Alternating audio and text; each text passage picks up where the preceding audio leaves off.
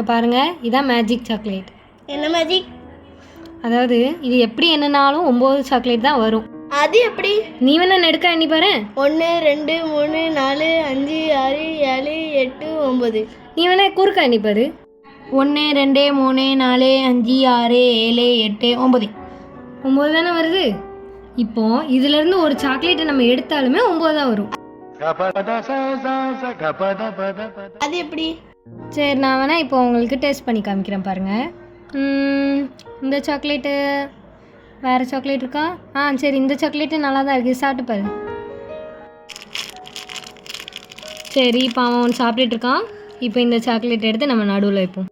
இப்போது நம்மளுக்கு 9 தான் வரும். நீ வேணால் கிராஸ் ஆனி பாரு. 1 2 3 4 5 6 7 8 9. இப்போ ஸ்ட்ரைட் அனுப்பாரு. 1 2 3 4 5 6 7 8 9. அது அப்படிதான். இப்போ கூட பாரு, ஒரு சாக்லேட் எடுத்தால் 9 தான் வரும். அது எப்படி? நீ வேணா இப்போ பெட்டு கட்டி பாரு, நம்மளுக்கு 9 தான் வரும். சரி, கட்டுறேன். இப்போ இந்த சாக்லேட் கொஞ்சம் பார்க்க நல்லா இருக்கு, இதை வேணா சாப்பிடு. சரி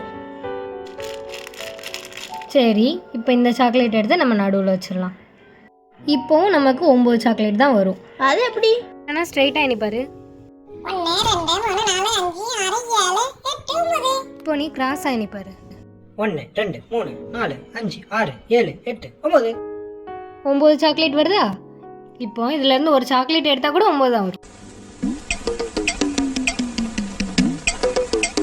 அது எப்படி? 9 சாக்லேட் எடுத்தா எப்படி 9 வரும்? அது வருமே. நீங்கள் வேணால் பெட்டு கட்டி பாருங்க 2 பேரும்.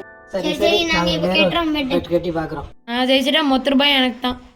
நான் ஜெயிச்சிட்டேன்னா எனக்கு தான், திருப்பி கேட்கக்கூடாது. Deal okay.